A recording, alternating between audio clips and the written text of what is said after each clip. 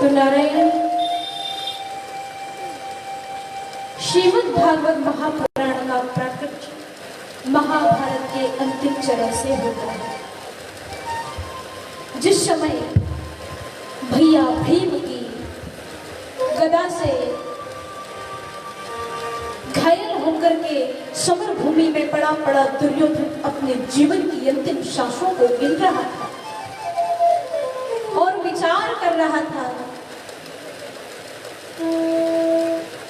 कि युद्ध करके मैंने अपना अच्छा नहीं किया। अकेले भीम ने, क्योंकि महाभारत के युद्ध में अकेले भीम ने हम 100 भाइयों को काल के गाल में डाल दिया और हम 100 भाई अकेले भीम का भी कुछ नहीं बिगाड़ सके।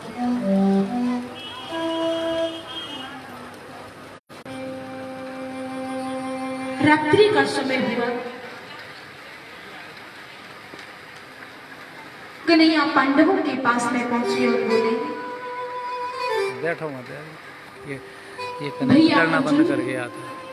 कनेक्ट करना आज रात्रि के समय में आपको अपने कक्ष में शयन न करके नगर का निरीक्षण करना होगा, क्योंकि महाभारत के युद्ध के बाद में सारी राज्य सत्ता बड़े भैया युधिष्ठिर के हाथ में आ चुकी है। तो आपको नगर का निरीक्षण करके ये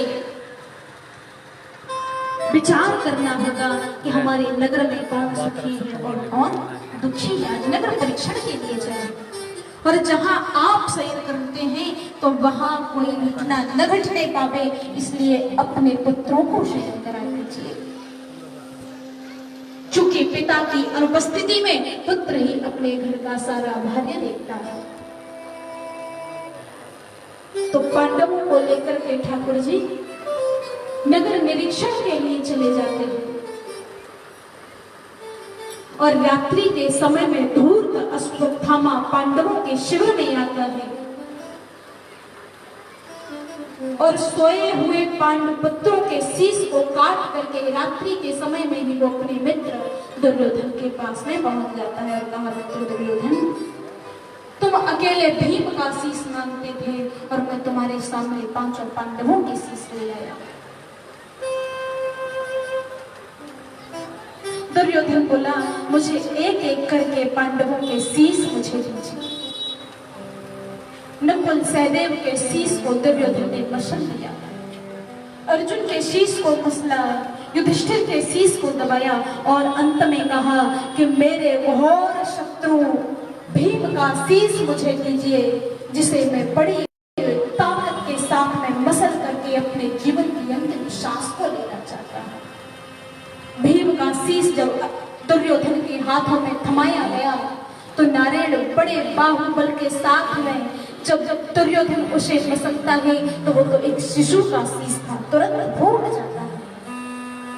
आंखों से धारा बह चली। बोला दुर्योधन,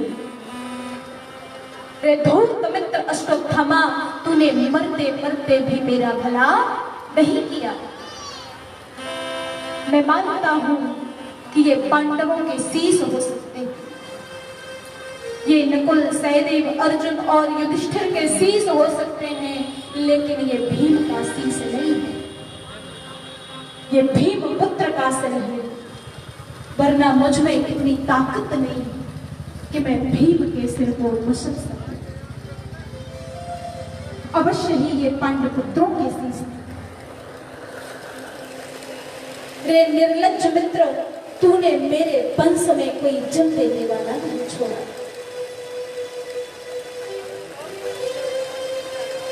शत्रुता तो पांडवों और कौरवों की थी, उसमें नवजात शिशुओं को नहीं मारना था। अपने पापों के कारण हम 100 पांडव मारे गए, 100 कौरव मारे गए और 5 पांडव जीवित रहे। शत्रुता तो हमारी पांडवों से थी, लेकिन जब पांडवों के पुत्र अपने पितरों को जलांजलि देते तो वो जलांजलि हमें भी प्राप्त हुई। बड़े कष्ट को प्राप्त हुआ दुर्योधन अपने प्राणों को छोड़ देता। नारायण सुबह हुई, देवी द्रौपदी अपने पति के शिविर में जैसे ही प्रवेश करती हैं तो वहां देखा आज वहां पांडव नहीं है, पांडव पुत्र सो रहे हैं और पांचों पांडवों के शीश कटे हुए। देखा, पास में पहुंची तो देखती है कि ये पांडव नहीं पांडव पुत्र है। हा गांडीवधारी, हा अर्जुन, दिग्माम दिग्माम दिग्माम, धिक्कार है तुम्हारे शौर्य को, धिक्कार है तुम्हारे बाहुबल को और धिक्कार है तुम्हारे गांडी को, जिसने महाभारत जैसे युद्ध को जीत लिया लेकिन जो पिता अपने बालकों की रक्षा नहीं कर पाया। करुण वंदन किया देवी द्रौपदी ने। दौड़ करके अर्जुन भैया वहां आए और कहा, देवी कृष्ण, तुम्हारे रोने का क्या कारण है, क्यों रो रही हो? तब कहा, नाथ मैं बेमौत मारी गई।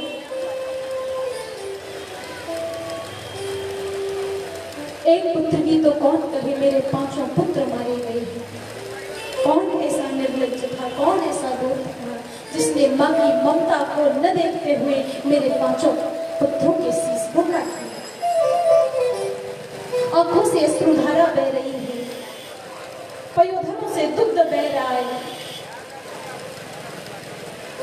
अर्जुन ने प्रतिज्ञा ली, देवी द्रौपदी, जिसने भी तुम्हारे पुत्रों की ये दशा की है उसे मैं पशु की भांति लात करके तुम्हारे चरणों में डाल दूंगा और तुम उसे जो दंड दोगी मैं उसे वही दंड। रथ पर सवार होकर के रथ को आगे बढ़ाया। कृष्ण ने कहा, अर्जुन, ये धूर्तता से भरा हुआ कार्य अश्वत्थामा का है। अश्वत्थामा को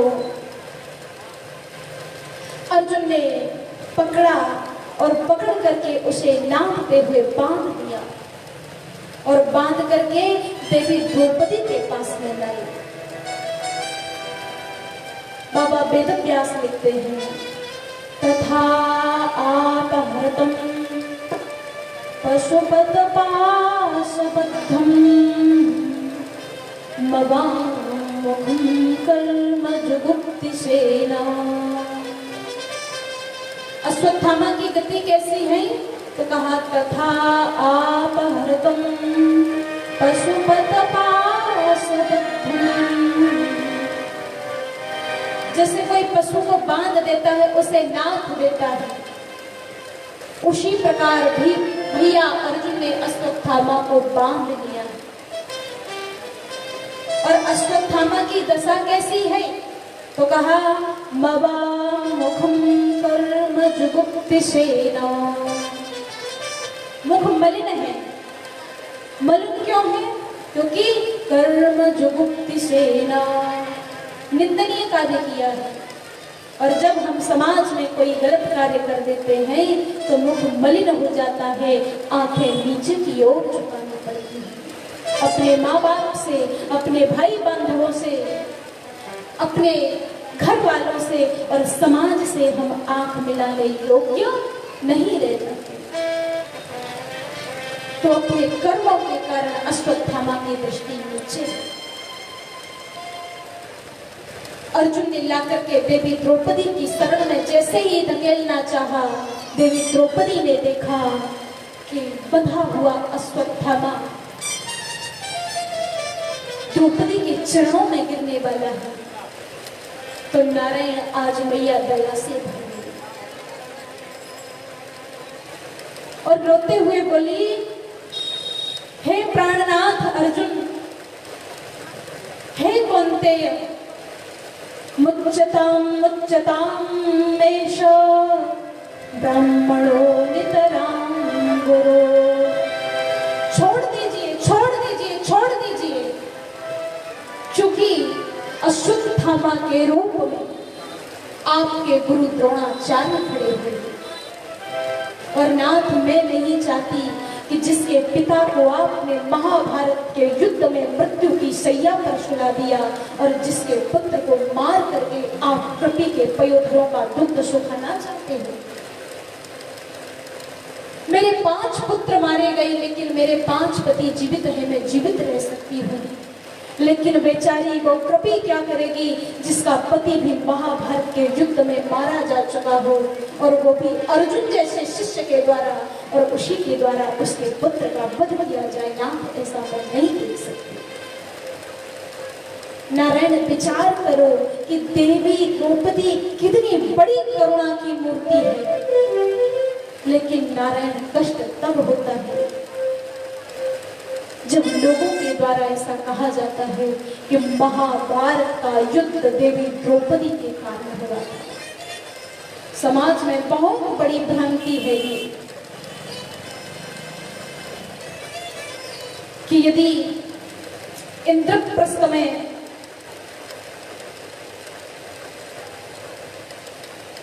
जल को स्थल और स्थल को जल समझ करके दुर्योधन भ्रमित होकर के गिरा, तो देवी द्रौपदी हंसी और उसके हंसने के कारण ही महाभारत का युद्ध हुआ।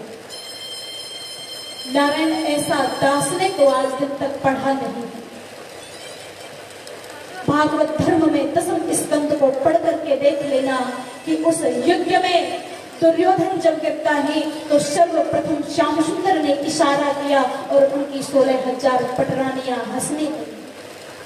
लेकिन देवी द्रौपदी की हंसी का वर्णन नहीं ला सकते हैं। जो ममता की, जो करुणा की मूर्ति है, वो देवी द्रौपदी को भी किसी का उपहास नहीं कर सकती। महाभारत के युद्ध का एक ही कारण था, और वो कारण था लोभ। क्या था? क्या कारण था? लोभ।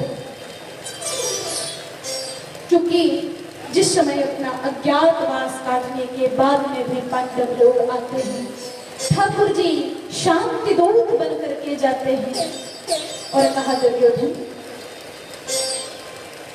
तुम महर्षि पांडु का पूरा राज्य ले लो, लेकिन पांडवों को जीवित रहने के लिए उन्हें 5 गांव ही दीजिए।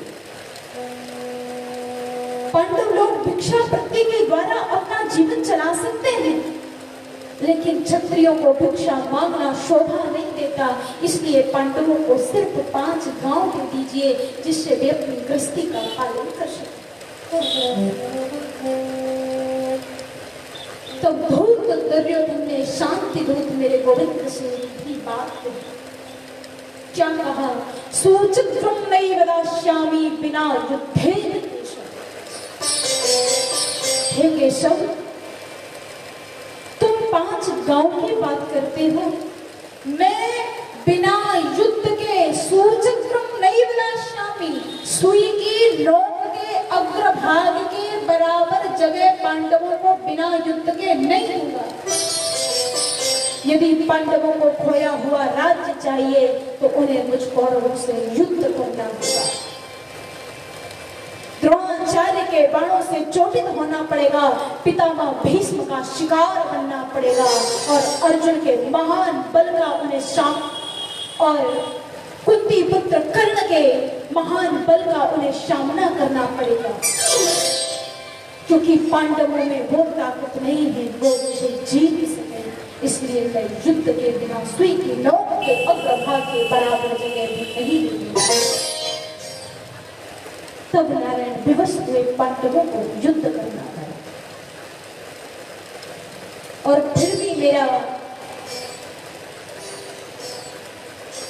भैया अर्जुन दुखी होकर के रथ के पिछले भाग में अपने गांडीव को और तरकस से बाणों को गिराने लगा। दुखी होकर के रथ के पिछले भाग में बैठ गया और कहा, गोविंद मैं भिक्षा मांग करके अपने जीवन की निवृत्ति कर लूंगा, लेकिन मेरे साले सलाहकार मित्र चाचा ताऊ बंधु बांधव भतीजे इत्यादि इस युद्ध में मेरे द्वारा बेमौत मारे जाएंगे।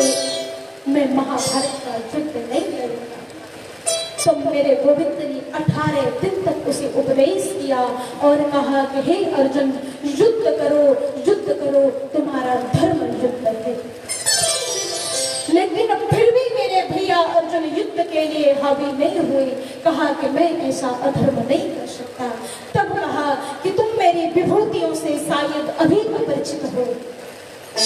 मेरे विराट स्वरूप से तुम अभी अपरिचित हो। मेरे हजारों मुख हैं, मैं एक मुख से निकलता हूँ तो एक से निकलता हूँ। मौत भी मैं हूँ, जन्म भी मैं हूँ, जीवन भी मैं हूँ।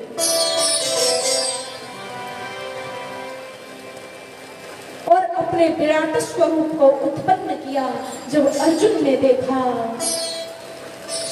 पश्यामि विश्वेश्वर विश्वरूपम्।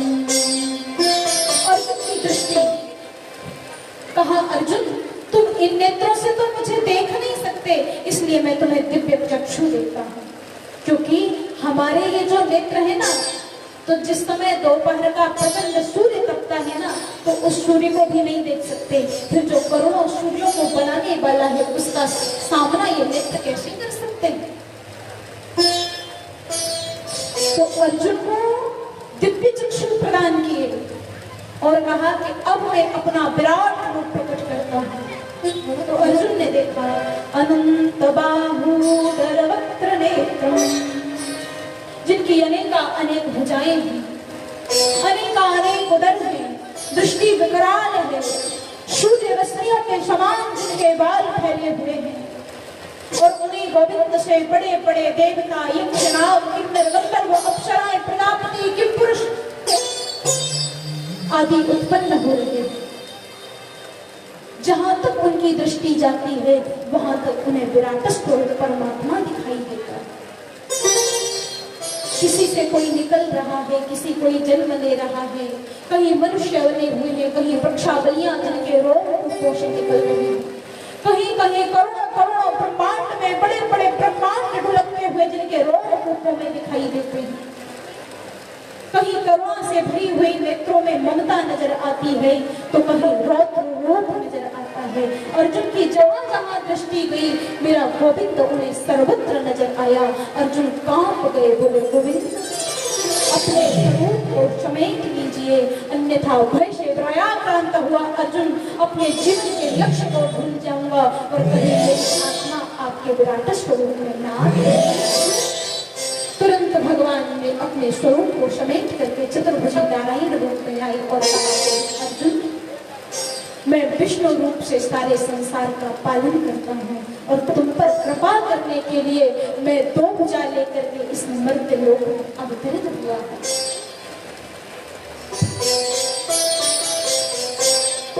उठो और मेरा आदेश है, युद्ध करो, युद्ध करो, युद्ध करो। तब मेरे भैया अर्जुन ने अपने गांडीव को उठाया और बाणों को गांडी पर चढ़ा करके महाभारत के युद्ध को। कब? जब गोविंद ने उपदेश किया और उन्हें युद्ध करने के लिए व्यवस्था की। तो नारायण उस महाभारत के युद्ध का कारण देवी द्रौपदी कैसे हो सकती है? ये तो संसार की अनर्गल बातें हैं।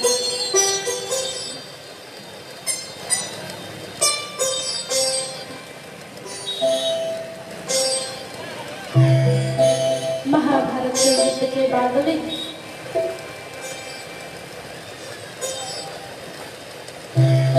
भैया युधिष्ठिर राजा बने, और जब वे राजा बने तो युधिष्ठिर जी थोड़े दुखी रहने लगे, क्योंकि युधिष्ठिर जी जो हैं ये धर्मराज का अवतार है, ये तो सब जानते हैं ना। और वो दया से भरे हुए हैं, राजा तो बन गए, लेकिन फिर भी उनके मन में ये कष्ट रहता कि मैंने इस चंद सुख के लिए, इस क्षणिक सुख के लिए अपने परिवारी जनों का वध होते हुए इन्हीं मृत्यु से देखा है। ऐसा सुख मुझे नहीं चाहिए। ठाकुर जी ने उन्हें समझाने की बहुत चेष्टा की, बहुत समझाया, लेकिन कन्हैया छोटे हैं तो भैया युधिष्ठिर की समझ में उनकी बातें नहीं आती हैं। क्योंकि बेटा कितना भी बड़ा ऑफिसर हो जाए, पिता को समझाए पिताजी 2 और 2 4 होते हैं, तो पिताजी कहेंगे कैसे हो गए। बेटे कहे पिताजी नियम ऐसे नहीं ऐसे है, लेकिन पिताजी कहेंगे नहीं बेटा ऐसे नहीं है ऐसे है।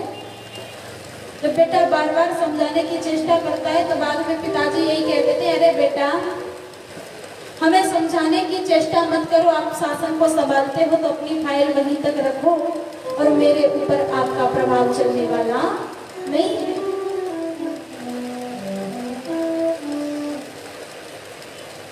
तो उसी प्रकार कन्हैया छोटे हैं और भैया युधिष्ठिर बड़े हैं, तो गोविंद के उपदेश भैया युधिष्ठिर की समझ में नहीं आए। और वे कहते हैं कि जैसे कीचड़ से शुद्ध जल को नहीं निकाला जा सकता, मदिरा से मदिरा की अपवित्रता नहीं मिटाई जा सकती, वैसे ही अनेक हिंसा बहुल यज्ञों के द्वारा एक भी प्राणी की हत्या का प्रायश्चित नहीं किया जा सकता।